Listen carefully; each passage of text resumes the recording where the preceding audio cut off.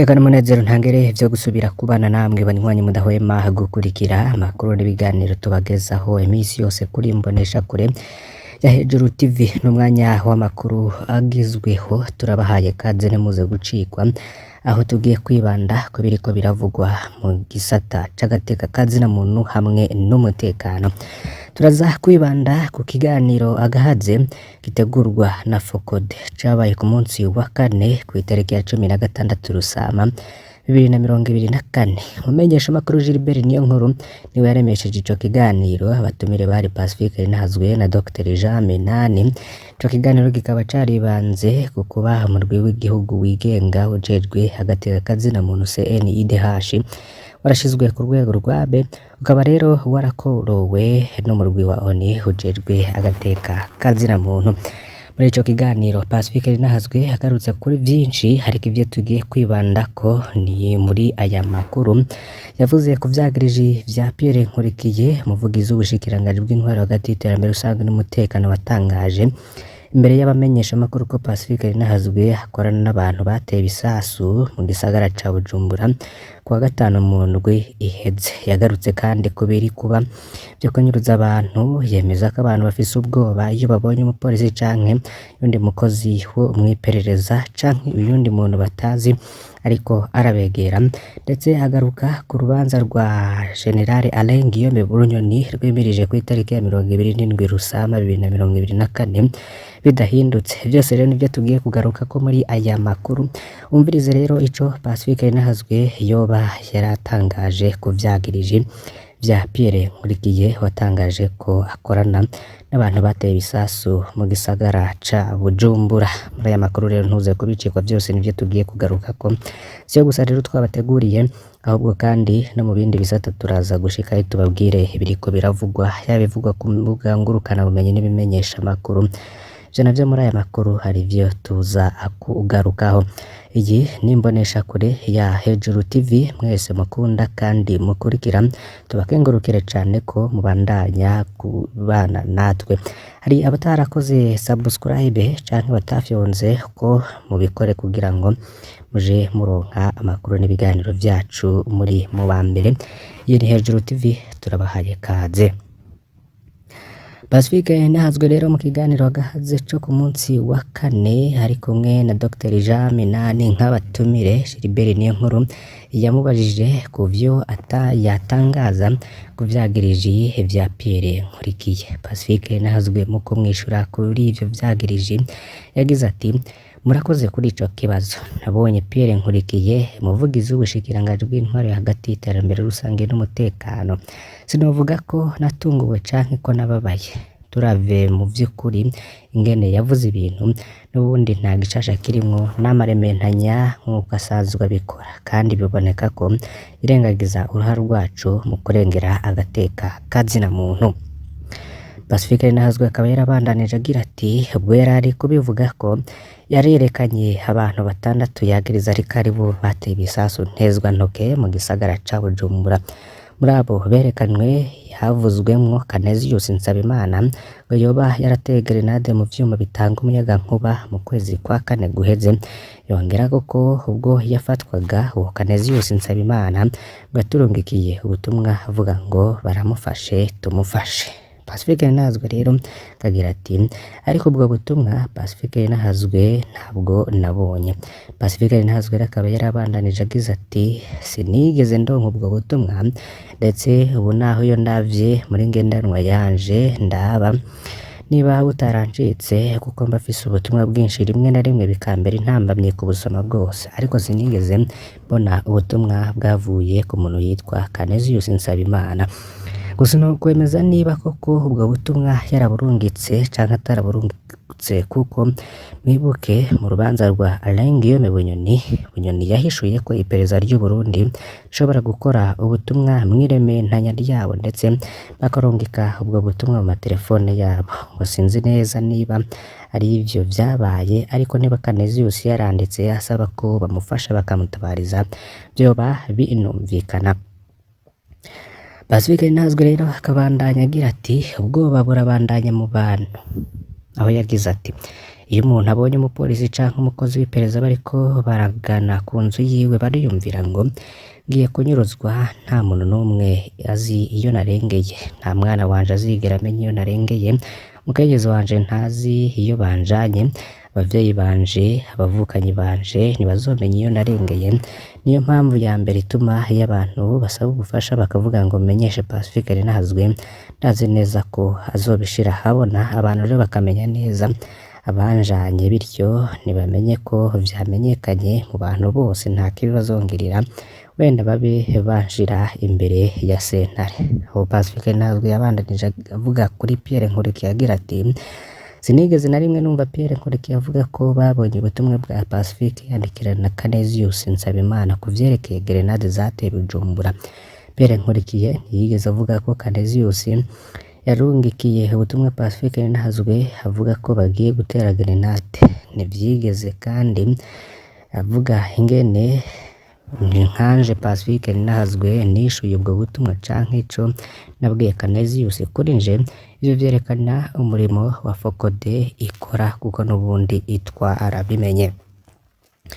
Pacifique Ninahazwe rero akaba yaravuze ku rubanza rwa Alain Guillaume Bunyoni, ndetse akaba yaravuze no ku ifungwa ryiwe agira ati ndabibutse abariko badukurikirana ko umuntu yari umushikiranganji wa mbere General Alain Guillaume Bunyoni, ariko kandi yaranabaye n'umushikiranganji w'umutekano arongoye Pierre Nkurikiye ku munsi w'ifatwa ryiwe, ndetse icatabaye ubuzima bwiwe n'amagara yiwe ari uko twabimenye, ndetse tukaba twaramutabarije ko agiye gufatwa n'iperereza muri Mubone. Vyarakozwe rero, ndetse munibuke ko ico gihe mu gatondo hari urukururukuru rwabaye, ndetse bica no ku mbuga ngurukana bumenyi ko Alain Guillaume Bunyoni bamubonye muri Zambia, bandi bakavuga ko bamubonye muri Tanzania. Ngo turazi neza ko ivyo bihuha akenshi biba vyerekana ko umuntu umwanya uwo ari wo wose ashobora kwicwa, ariko kandi kuba vyaramenyekanye, ndetse Alain Guillaume Bunyoni tukaba twaramutabarije, tukaba twaratabaye amagara yiwe. Ariko niba Alain Guillaume Bunyoni niba yaboneka nk'umwanzi wa mbere Burundi bufite, yarumvirije ko vyibuze twoba twaramutabarije, ubu Bunyoni ubuzima bwiwe ntibumeze neza kubera twebwe. Pacifique Ninahazwe akaba ahamagarira abarongoye igihugu kumviriza ivyo minwa y'abarundi iriko iratangaza, aho yanagize ati turifuza kumviriza ko Murantunge ati turifuza ko buri umwe wese yumviriza uko yoba ameze mu gihe nawe afashwe canke agiye kunyuruzwa. Nitwifuriza ko Pierre Nkurikiye amenya neza uruhara rwa Focode canke Ndondeza, niba koko we atarigeze aduhamagara mu gihe vyamukomeranye, ariko kandi ivyo bari amahirwe makeya.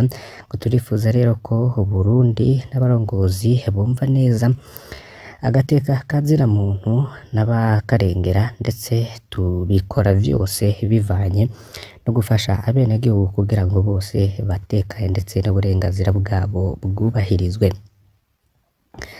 Pacifique Ninahazwe rero akaba yaraheje muri ico kiganiro avuga kandi ku butumwa Dr Jean Minani, aho yavuze ati niba uwo ari we wese ashobora kuba yiyumvira kuba yashora amahera yiwe mu Burundi, abanze yicare kuri internet canke ubuhinga bwa none ashakishe amakuru ku gihugu c'u Burundi.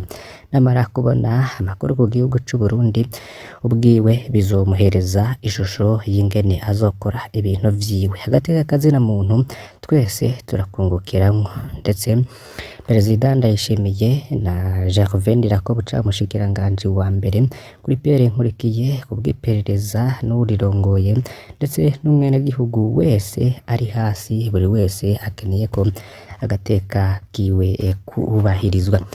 niko rero Pacifique Ninahazwe yoba yaraheraheje muri ico kiganiro havuga kuri iyo ka y'abariko Pierre Nkurikiye rero wamwagirije ko yafatikanije n'abarundi bagavye ibitero vy'amagrenade mu gisagara ca Bujumbura.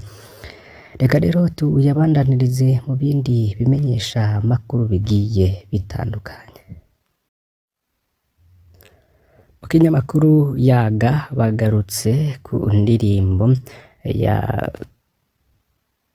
Mugabo n'ubundi azwi cane nka Mukombozi, indirimbo yitwa Fata Imisaraba, aho batanguye bagira bati fata imisaraba dusenge inzoga ziboneke, igitoro kiboneke, tugire urukundo amen. Mana yacu yo mwijuru turasavye ifumbire yawe, turonke umwimbu dukwiye n'ivyo dushora hanze. Ayo namwe mu majambo ari mu ndirimbo yitwa Fata Imisaraba y'umuririmbyi Mukombozi. Uno muririmbyi rero akaba yarasohoye iyo ndirimbo igaruka ku bibazo abarundi bariko baracamwo, agashimika ko habuze urukundo mu bantu kugira byose bitungane.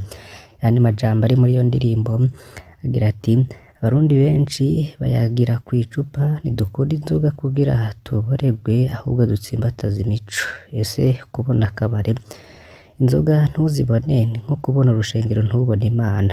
Ngo nabonye uwitavye Imana yatonze kuri sitasiyo yarahaswe no kudahambwa, duhagarara ku mirongo hadahagarara rasiyo, akazi karahagarara taragera kuja muri pansiyo, ko tuguma mu magorwa kandi twumva ngo muri Tanganyika igitoro kiriyo.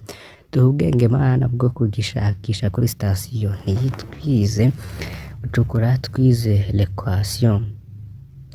Akarenganyo kararenze ku batondeye igitoro, turara kuri sitasiyo amajoro n'amajoro, badupanze ku mirongo batwihinduka nka Petero, aho guha igitoro abatonze bagiha batanze iporo. Waturoze ntiyakaravye, yongejemwo n'ihoro, yibagiwe biopower aca akaraba Sapporo. Ivyo vyose rero abarundi nitwe twavyiteye, turakunda kurwana aho kurwanya ibitugoye. Igihe isi yitegurira iduga ry'ubuzima, twariko turwana turyana n'imitima, ko habuze igitoro ubu twese ntitukibuze.